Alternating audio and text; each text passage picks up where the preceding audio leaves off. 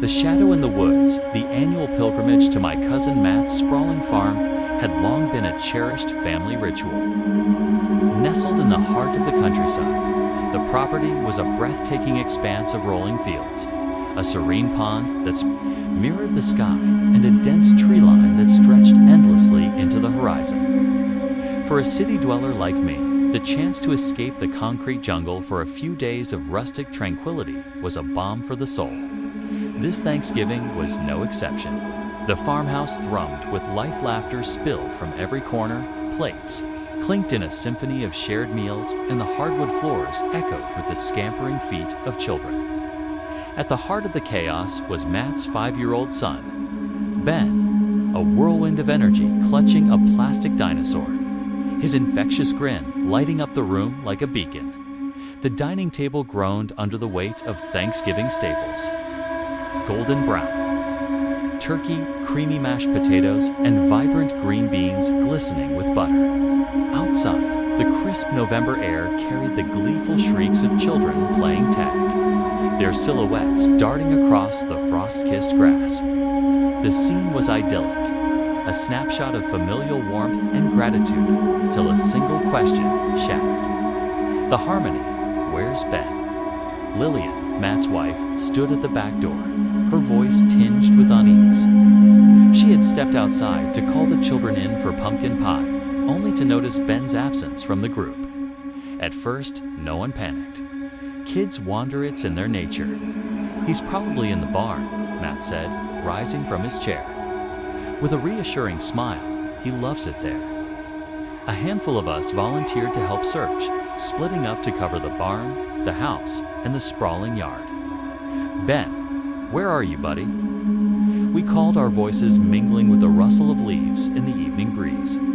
The barn, with its weathered red walls and hay-strewn floor, was empty except for the soft snorts of horses munching contentedly. Inside the house, we checked under furniture and behind curtains, but there was no sign of Ben's tiny sneakers or his signature giggle. A quiet dread began to settle over us, like a fog rolling in from the woods. Did anyone see him head toward the trees? I asked, my eyes drifting to the dark, looming tree line that marked the edge of the property. Matt's jaw tightened. He knows not to go past the fence, he said. But his tone betrayed his worry. Kids don't always listen, I replied, forcing calm into my voice despite the growing knot in my stomach. Let's check anyway. We fanned out along the property's perimeter, our calls for Ben growing louder, more urgent. My firefighter training kicked in. I scanned the ground for any sign of disturbance, broken twigs, small footprints. Anything that might hint at where a curious 5-year-old might have wandered. The air was sharp with the scent of pine and damp earth, and the fading light cast long shadows that seemed to shift and sway. 15 minutes into the search, Lillian's voice cut through the dusk, sharp and panicked.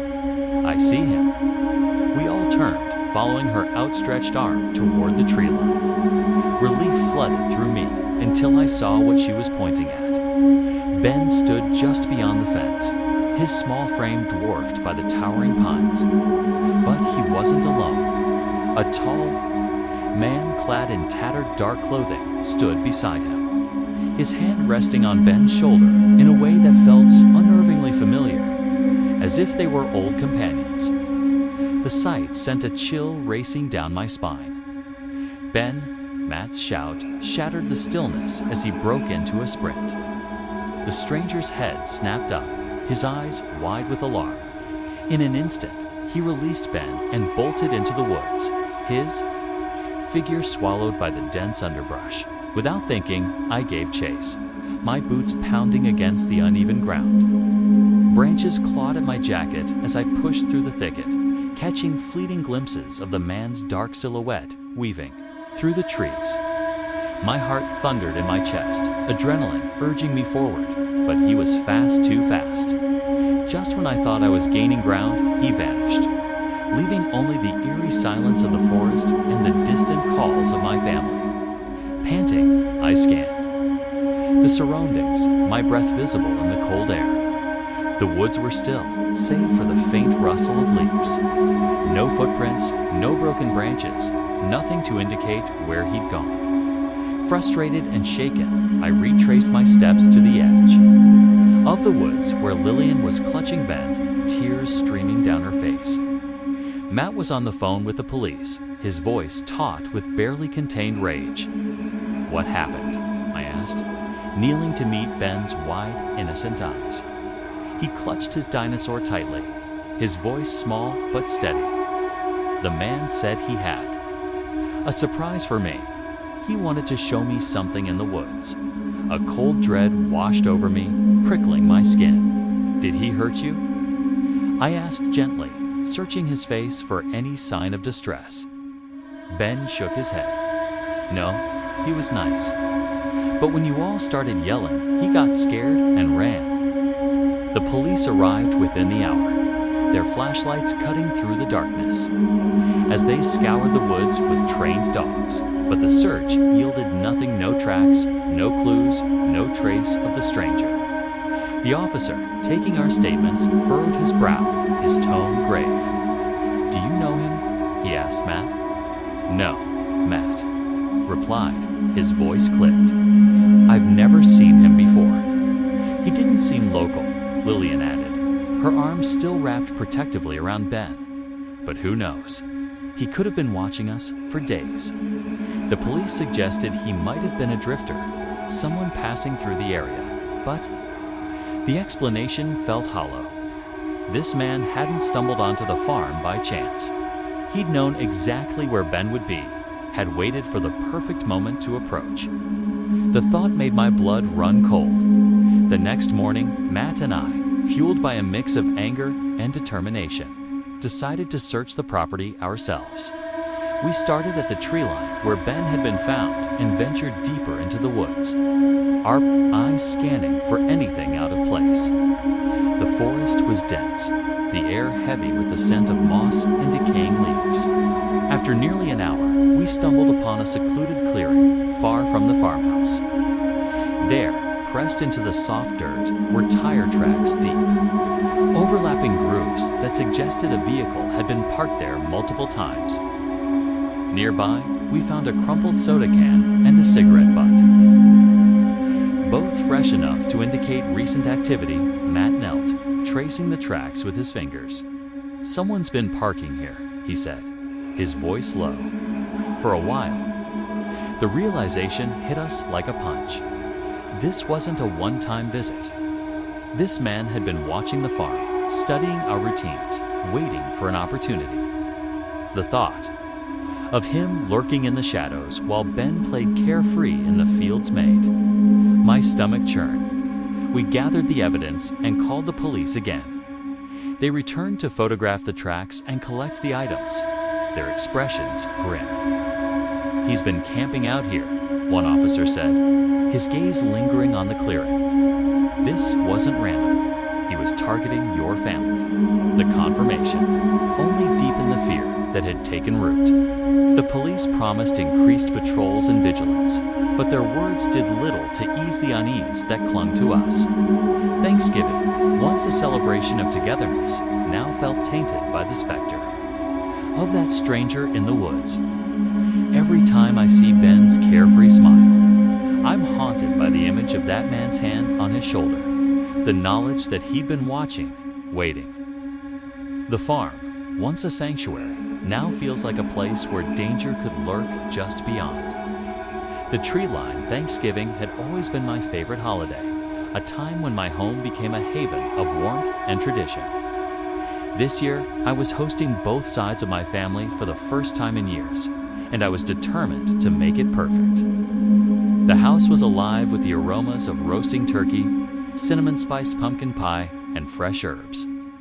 My husband, Dave, was in the kitchen, deftly slicing carrots and zucchini, while our kids, Emma and Liam, sprawled across the living room floor, engrossed in a heated board game. The atmosphere was exactly as it should be, filled with laughter, love, and the promise of cherished memories as we gathered around the dining table, laden with golden cornbread, cranberry sauce, and a perfectly carved turkey. a loud knock reverberated through the house. The chatter stopped, replaced by puzzled glances. Who could that be? My sister-in-law? Marie asked, her fork hovering over her plate. I'll check, I said, pushing back my chair and heading to the front door, standing on the porch. Was a man I didn't recognize. He was in his late 40s, his worn jacket hanging loosely on his frame, his hands buried deep in his pockets. His face was weathered, his eyes shadowed with fatigue or perhaps something else. Sorry to bother. You, he said, his voice flat, almost mechanical. My car broke down up the road. Could I use your phone to call for help? Something about his tone felt rehearsed, like a line he'd delivered before. And my instincts prickled, but I kept my response polite. I'm sorry, we don't let strangers.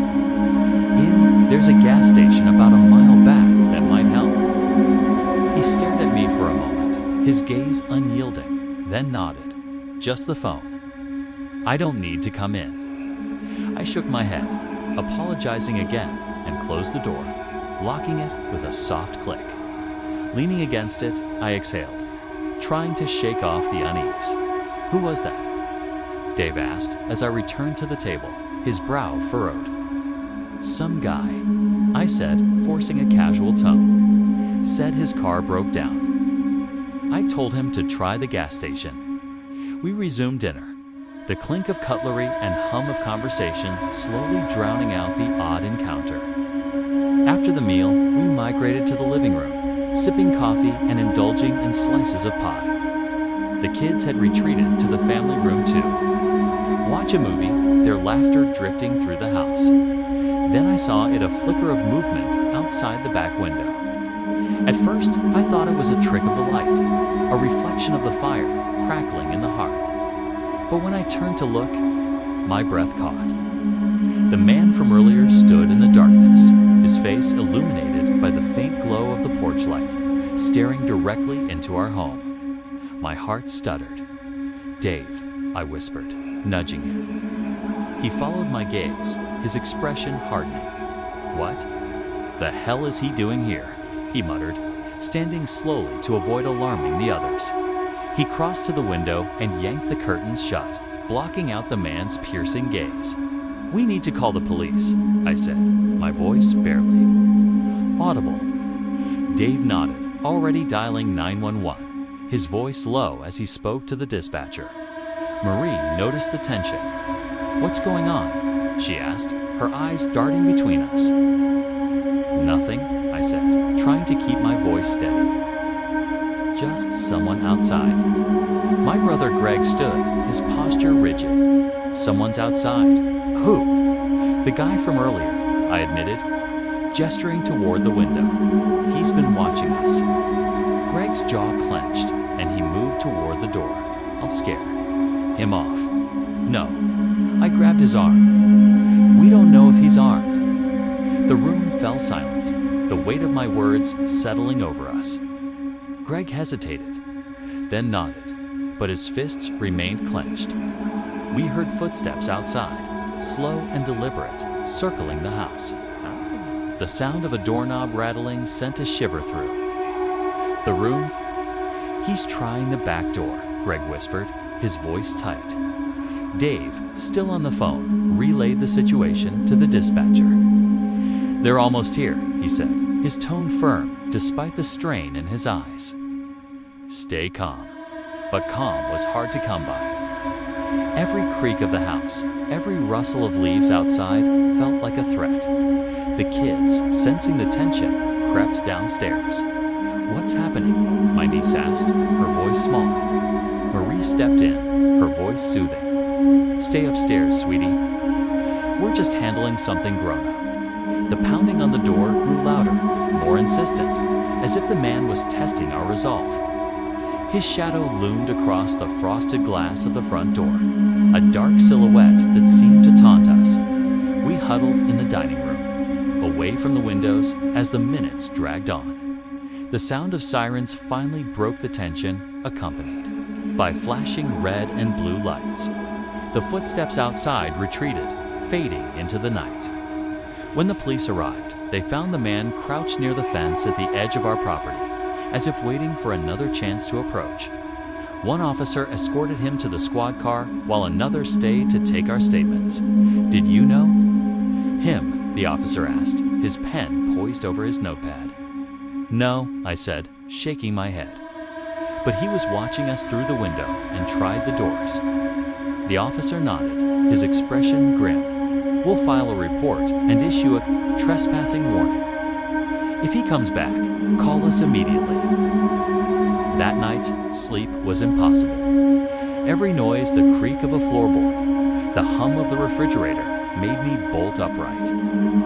The next morning, we found scuffed boot prints on the back porch and a scattering of cigarette butts near the side of the house. The realization that he'd been lurking for hours, watching our every move, made my skin crawl.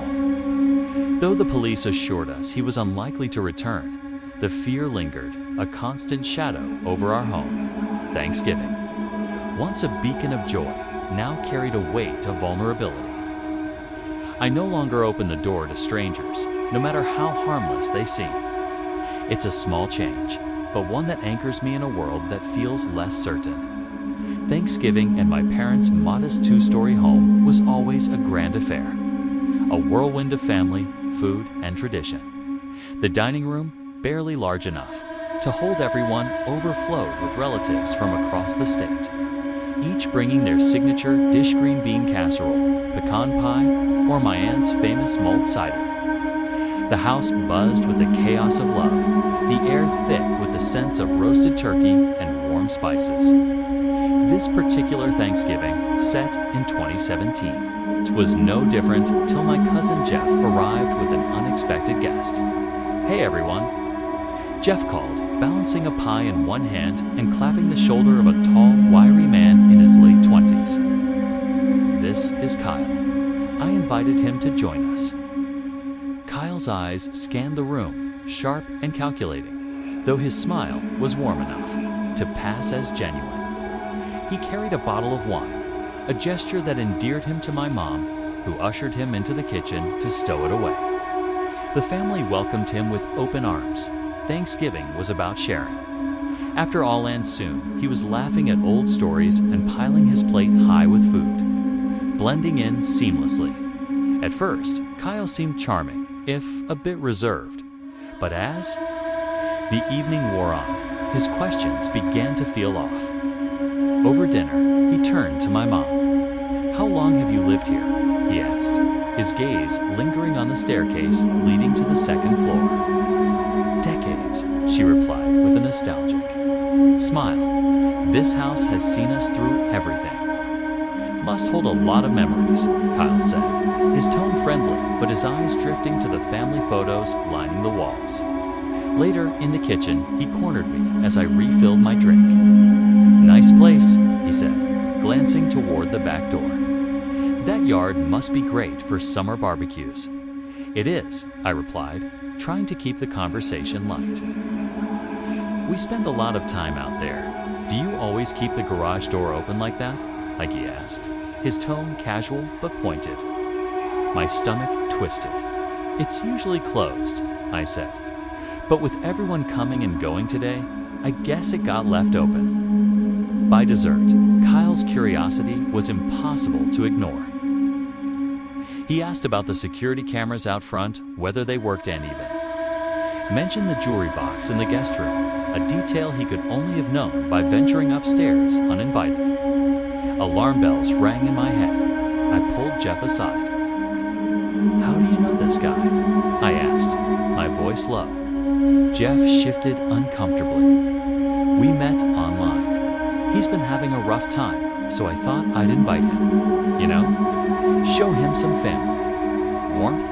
You just met him, I asked, incredulous. Yeah, but he's cool, Jeff said, brushing it off. I wasn't convinced. After the guests left, I did a quick sweep of the house, checking doors and windows. Everything seemed in order, but the unease lingered. I chalked it up to paranoia and went to bed, only to be woken by my mom's panicked knock the next morning. Someone's been in the house, she said, her voice trembling. The back door. was ajar, muddy footprints trailing across the kitchen floor. "What's missing?" I asked, dreading the answer. "My jewelry box," she said, her voice breaking. "And the tablet from the living room. Your dad's watch is gone too." Kyle's face flashed in my mind. When Jeff arrived, he was stunned. Kyle wouldn't do that. He insisted. "He's a good guy. Are you kidding?" I snapped. "You asked about the cameras, the garage, even the guest room. Who does that?" Jeff had no response. We reported the break-in to the police, who dusted 4 fingerprints and took our statements. Jeff provided what little he knew about Kyle in email, a phone number, a vague address. Days later, the police tracked him down, but Kyle denied everything, claiming he'd left after dinner. "We've had other reports about him," the officer said. "Similar incidents, but nothing we can prove." The betrayal stung. Kyle had used our hospitality to case the house, exploiting our trust for his own gain. Jeff was devastated, blaming himself for bringing Kyle into our home. Thankfully, no one was hurt, but the incident left a scar. Thanksgiving, a time for unity, taught us a harsh lesson about caution. Trust, we learned, must be earned, not freely. Given Thanksgiving at my wife Diane's parents' home was a slice of suburban perfection. Their spacious house, with its sprawling backyard and weathered storage shed, was the backdrop for every major family gathering. The evening was in full swing. Dinner was over, and the mood was relaxed. I lounged on the couch, coffee in hand, while Diane and her sister chatted about work. Her dad flipped through football games on TV, and the kids dove into dessert, their laughter filling the air. It was the kind of night that made the world's chaos feel far away. Then Diane's mom, who had gone to the kitchen for more plates, let out a cry.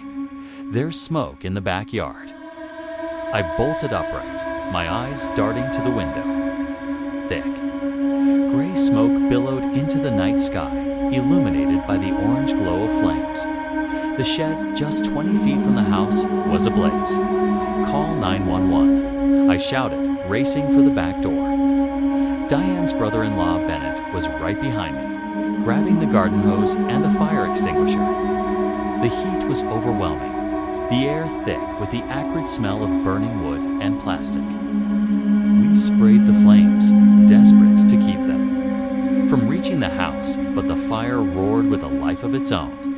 I aimed the extinguisher at the base of the flames, my hands shaking from the intensity as we fought the fire. I noticed something chilling.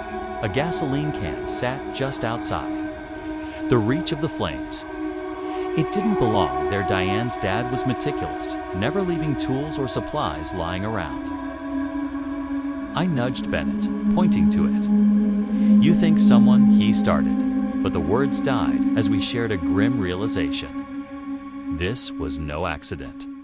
The firefighters arrived, extinguishing the blaze before it could spread, but the shed was a total loss. As we huddled on the patio, a firefighter approached. "We found evidence of an accelerant," he said. "Looks like gasoline was used to start the fire." Diane's dad's face darkened. "That shed's been locked for years. Why would anyone target it?" The firefighter shrugged. "Could be kids, or someone with a grudge. Hard to say. But it didn't feel random." The police arrived to take statements, and a neighbor, Mr. Wilson, approached, his face etched with concern. "I saw someone earlier," he said. "A man in a hoodie, walking up and down the street, looking at houses." "What time?" the officer asked. "Right before dark," Wilson replied. "Thought it was odd, but I didn't think much of it." The description was vague, but it fueled our unease. After the police left, we began cleaning up the charred remains of the shed. The backyard was a mess of ash and debris, the air heavy with the smell of smoke. Diane's dad was shaken, muttering, "Why us? We don't have enemies." The next day, as we cleared the debris, Mr. Wilson stopped by again, his expression grave. "I've been thinking," he said. "This wasn't random. Whoever did this wanted to scare you." They didn't want to burn the house down, they wanted you to know they were there. His words rang true. The fire wasn't about destruction, it was about power. A message that we weren't as safe as we thought. Diane's parents installed security cameras and motion lights, but the sense of violation lingered. To this day, we don't know who started the fire or why. But the memory of that night when a stranger chose our family for reasons we'll never understand casts a shadow over every Thanksgiving.